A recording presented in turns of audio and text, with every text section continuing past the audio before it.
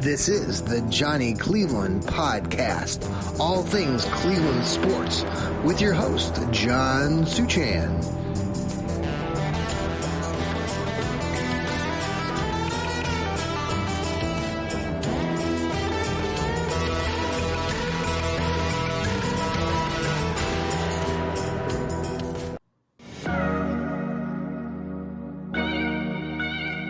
And good evening, everybody, and welcome to another episode of, that's right, the Johnny Cleveland Podcast. How are all of you on this glorious, late Sunday evening? It's Father's Day, and we want to give a big shout out on this broadcast tonight to all you dads out there. Hope you've had a great day and want to give some special tributes myself here on the show this evening. Again, we are the Johnny Cleveland Podcast, part of Fans First Sports Network, part of the Fanatical Elves. Yes, we are a bunch of wild and crazy Browns fans. So if you are watching us tonight, you might notice that I'm in a different undisclosed location. I don't know if it's that undisclosed. It's our up front. We've got an office space that we've been working on, and you can see the color scheme behind me. It's a little bit of a brownish orange colors, getting it all ready. And so I thought we would try the show from here. I don't know, the sound effects, it's a little bit big in here. So we'll see how it pans out on the audio tonight, but we're going to try it and go from there, and we'll make it look even cooler as the weeks and months go by. Probably get some Brown stuff and some Cleveland paraphernalia, different things back there that you can take a look at while you try to watch me. If you are watching us, maybe you're on Facebook, maybe you're on YouTube, maybe you're on the X. We love that you are following us. Make sure that you are downloading our shows too on Apple, on Spotify, on iHeartRadio, on anything, any platform you listen to podcasts on. We love for you to hit that subscribe button. We're growing by leaps and bounds. We started this project about a year ago, and we've added some great guys to the team in the recent months. Lou Marconi's got his show, the Burning River Browns Talk. We've got Noah and his East Bank show. We got Jarrell, his dog food radio programming. He also has a great line of apparel. Check that out. We gave out a free hat recently. Again, congratulations to our recent winner. We got Steve Gill down there in Nashville with his Dog Pound South show. He had his show on earlier today. Rod Bloom does his Browns Blitz. And then we got Sam the Man out there, way out west in the cowboy state of Texas. The youngster who brings his podcast in. We just love tuning into him. He has his Browns breakdowns, and we just appreciate your loyalty. And tell your family, your friends about our podcasting. We talk about the Browns and Cleveland sports just like you, and that's what makes us real. And we listen to other podcasts, and there's a lot of really good other Browns podcasts out there. I would not want to diminish any of them. But I would say that all of us that are part of this team here on the Fanatical Elves, we're real, and we will tell you how it is. I'm the wild and crazy Browns fan that's a little bit irrational. Steve Gill is more of the steady Eddie, Kevin Stefanski of the team. So anyway, I want to give a shout out today to all the dads out there. And I got a really good one, and hopefully you've had a good one in your past. And maybe that father of yours is still alive and you do wonderful things. And maybe there was a father that you've had that has gone on and passed and died over the years. Fathers come in all different sizes and shapes, and who you consider your father may vary from time, from person to person.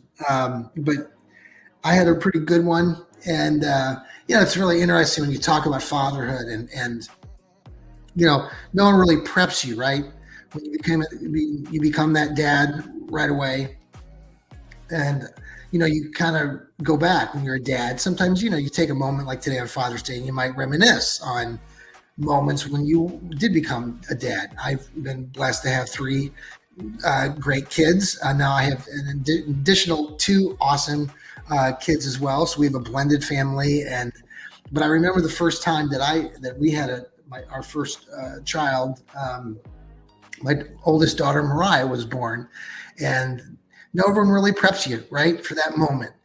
People can tell you all these things that, oh, you're going to love it. You're going to, being a parent, being a dad, it really, really changes you. And you just don't understand. And I tell our kids now the same thing, but they don't really understand and it's different than having like a pet. A lot of our kids have pets and dogs and cats, and that's awesome. And it's giving, a little bit of prep work, and you're planning and you're learning some of these things, but nothing prepares you to actually take care of a real, like a human being, right? And so when Mariah was born, I remember that being just such a reality, right? It just hits you. Like the baby is born, Mariah was born, and you're like, oh my gosh, this is our child. This is my child, and I'm responsible for helping this child grow up in this world. And now, our children are in their middle to late 20s, and they're going out on the world and doing their things and adventures and journeys that they're on. And so eager to see what those things after those experiences, and when they start having families, how they will feel about being a parent and being a father. But I do remember that overwhelming feeling that you just can't explain to other people until you actually have a child. There are a lot of great parents I know that not always able to have children and different things. And then there's other things that families do and adoptions and different things like that. So, being a parent comes in all different sizes and shapes. And there are some really amazing humans out there, parents and all. So I want to give everybody props. Okay. But our fathers, I want to give a shout out to my dad, Ken Soo Chan, and he is living the life up there in Worcester. His father's name was Edward. My grandpa's name was Edward, a great dad, Steady Eddie. I refer to Steady Eddie and Kevin Stefanski, but the original Steady Eddie would have been my grandpa, Edward Soo Chan. But Ken, dad, is a great dad, and he did some amazing things over the years to help my sister and I through ups and downs of being a family. And so he's how old are you, Dad? You're 80. Well, you're going to be 84. You're 84 now. Yeah, you're 84. So he's doing well, and just want to give him a shout out and thank him for everything that he has done and continues to do. When I talk to my wife, Laura, she reminisces about her dad, Nick Denman, great man. Nick died a few years ago, but just when Laura will talk about her dad, just that those moments where dads can give advice and talk about, the life, right? And things that, as a young person growing up, that we look to our dads for that advice to get us through, to help give us some clarity, right? Because, as a child and you're growing up, your parents are very big figures in your life. You rely on them and to give you that advice. And so that was a nice, talking to Laura earlier today about Nick, just how he would always give really good pieces of advice and knowledge about life and growing up. And I think it helps you then as a parent now, and as we are parents, and we have children now that are in their 20s and, going through the early stages of adulting, that we're able to kind of give them some of our advice that has been passed down to us from people like Nick and from my dad, Ken. And so those are really cool things to reflect on, and many of us do that. And so I think I want to give a shout out there. I want to give a shout out to my ex father-in-law, Wayne Reed too. He died several years back as well, but he was a great grandpa to my three children early on when they were little kids, and did all the grandpa things and helped out, and would help babysit and different things like that, and take them places that would the parks and the different things, and made the kids would laugh and enjoy that, and you could see the love and the honor there. So I want to give a special shout out to him as well. There are so many fathers out there, and I know there's fathers out there who have been the heart and soul of the family. Maybe there wasn't a mom in the family, or so there are dads who have been moms, and so and there's moms who have been dads, and so we really want to just give a thanks to all of you out there who do a tremendous job every day to do what's best, because family is so important. Anyway, we're going to pause here for a quick break, and when we come back from the Johnny Cleveland podcast, we're going to talk a little bit about that guy, Deshaun Watson. We'll be right back here on the Fanatical Elves. This is the Johnny Cleveland podcast. Be right back.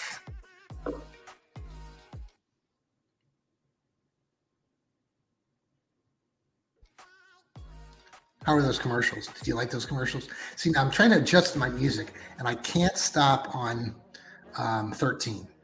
13 is I'm suspicious of the number 13. So when I'm looking at the volume control here, it stops on 13, and I'm like, no, I can't do that. It's just a bad vibe, right? So I had to change it. It's on 15 now, just to make sure everybody out there knew.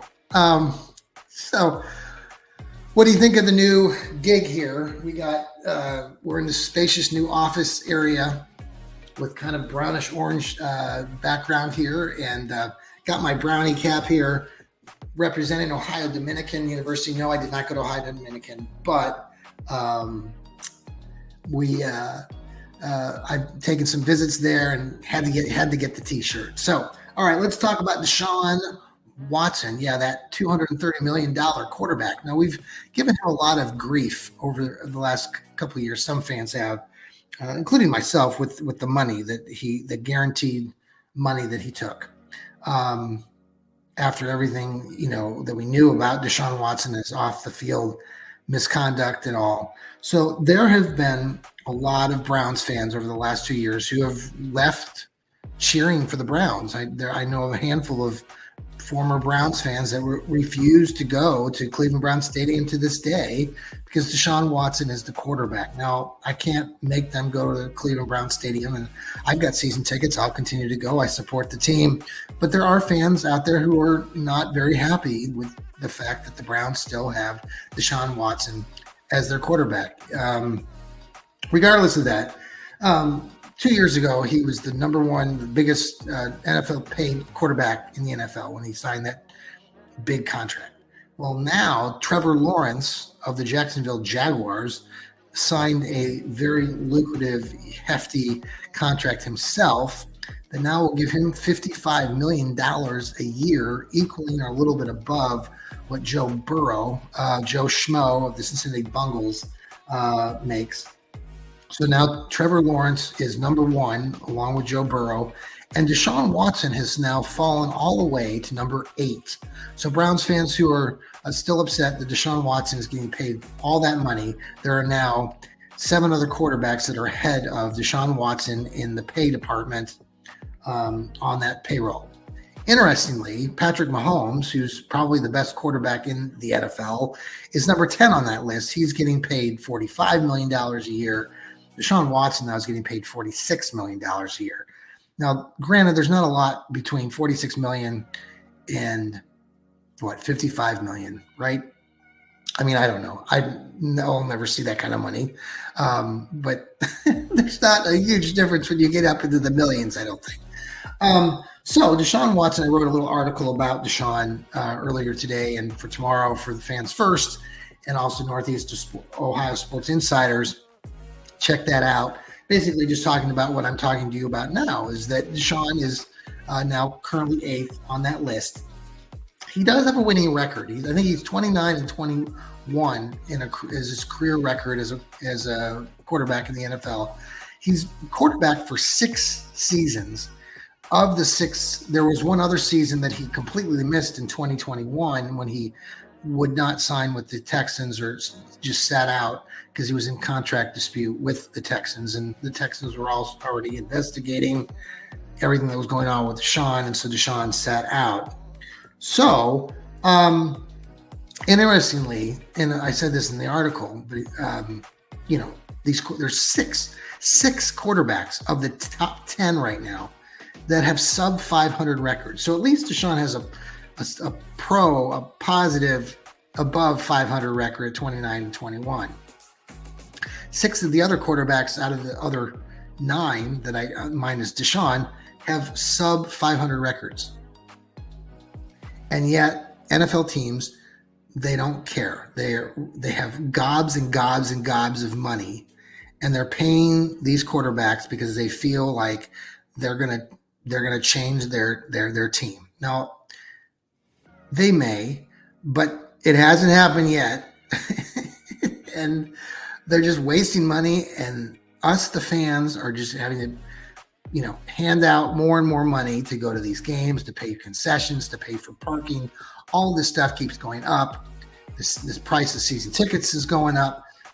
Doesn't bother the NFL or the owners because they're just money bags and just throwing money around like it doesn't mean anything. So there you go. That's the NFL in a nutshell. They really don't care about you, the fan, or us. They just like making money, and they like giving their quarterbacks a lot of money, even though most of these quarterbacks suck. I was looking at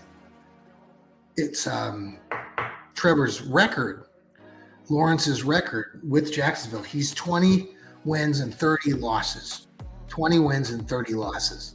And he just got paid to make $55 million next year. Ugh. I can't, the NFL is outrageous what they're paying quarterbacks. And you want to talk about all the sports, including I talked about the NBA. It's crazy the fact that somebody like Darius Garland is making $36 million himself next year. I mean, just crazy. So money's out of control in all these sports. I'm not sure if we're going to get that change anytime soon. All right. Anything else out there? Nope, not much.